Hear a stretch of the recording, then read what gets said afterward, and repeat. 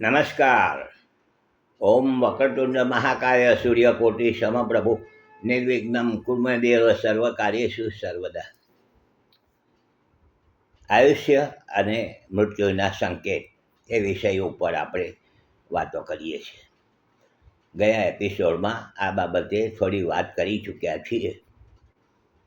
જે લોકો અગાઉના એપિસોડ ન જોયા હોય તો ફરીથી જોજો, કે જેથી કરીને તમારી આ જે લિંક છે તે ચાલુ રહે અને વ્યવસ્થિત તમને સમજ પડી શકે. જન્મકુંડળીમાં આપણે ગયા એપિસોડમાં જોયું, વાત કરી કે ચોથું સ્થાન જન્મકુંડળીમાં અંતિમ અવસ્થાનું ગણાય છે. ચોથું સ્થાન શરીરના અવયવો આપણા બધા ગોઠવેલા છે કુંડળી પ્રમાણે, કે ભાઈ પહેલું સ્થાન એટલે મસ્તક ગણાય, બીજું સ્થાન ગળાનું ગણાય, ત્રીજું સ્થાન ખભાનું ગણાય. તેવી રીતે ચોથું સ્થાન છાતીનું ગણાતું હોય છે. હવે છાતી છે ને પાંચમું સ્થાન હૃદયનું પણ ગણાતું હોય છે. તો છાતીના સ્થાનની અંદર ફેફસા આવેલા છે.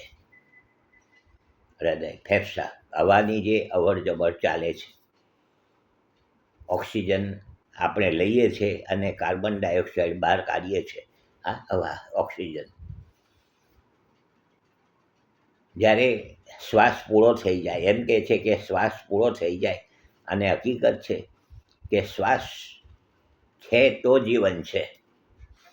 શ્વાસ છે તો જ જીવન છે. શ્વાસની અવર જવર ચાલતી હોય તો આપણે કહી શકીએ કે આ વ્યક્તિ જીવિત છે. માણસ બેહોશ થઈ જાય ત્યારે એના નાક ઉપર હાથ મૂકે છે કે ભાઈ આ જીવિત છે કે નહીં, કારણ કે શ્વાસ ચાલે છે કે નહીં. હવે એ શ્વાસ ચાલે છે તો ક્યાંથી ચાલે છે? ફેફસામાંથી લેવાય છે. અંદરથી હવા ફેફસામાંથી લેવાય છે હવા.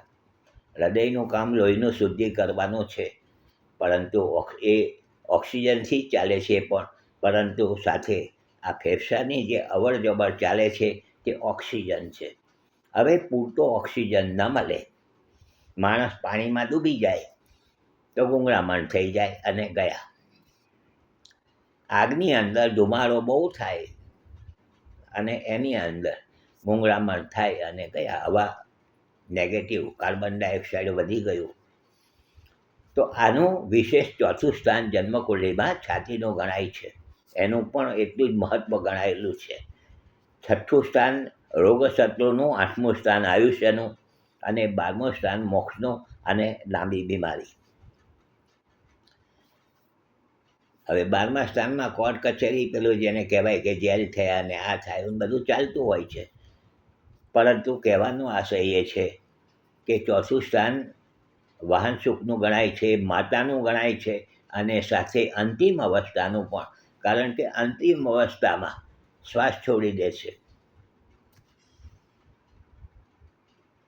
જીવનના છેલ્લા 5-10 વર્ષ કેવા રહેશે એ પણ ચોથા સ્થાન પરથી ખ્યાલ આવી જતો હોય છે. આ મારા વર્ષોના અનુભવે બધી વાત કરું છું, પ્રત્યક્ષ જેને કહેવાય. વર્ષો થઈ ગયા અને ઉપરવાળાની કૃપા પણ પાછી કદાચ એમ કહું કે મારા પર છે, તો એને પણ મારે કહેવું જોઈએ કે ઉપરવાળાએ પણ મારા ઉપર ખૂબ કૃપા કરી છે, આશીર્વાદ છે એમના. ચોથું સ્થાન વાહન સુખનું ગણાય છે. હવે વાહન સુખનું ને છઠ્ઠું સ્થાન રોગશત્રુનું છે, અકસ્માતનું પણ ગણાય છે. મંગળ અકસ્માતનો કારક ગ્રહ મંગળ છે. મંગળ અકસ્માતનો કારક ગ્રહ છે. બહુ અગત્યની ભૂમિકા છે મંગળની આગ અકસ્માત માટે. તો આ બધી વાતો મારે થોડીક વિગતે કરવી છે, કારણ કે વિષય બહુ અગત્યનો છે, ગહન છે, દરેક વ્યક્તિને આ લાગુ પડે છે. તો જોડાયેલા રહેજો. અગાઉના એપિસોડ ન જોયા હોય તો જોજો. જૂના એપિસોડ પણ બધા બહુ સારા વાતો કરેલી છે, તમે જોઈ શકો છો, લાઈક કરી શકો છો, શેર કરી શકો છો. બીજાને જોવાની ભલામણ કરજો. હસમુખલાલ ઝવેરીના સૌને નમસ્કાર. જય શ્રી કૃષ્ણ. ઓમ નમઃ શિવાય.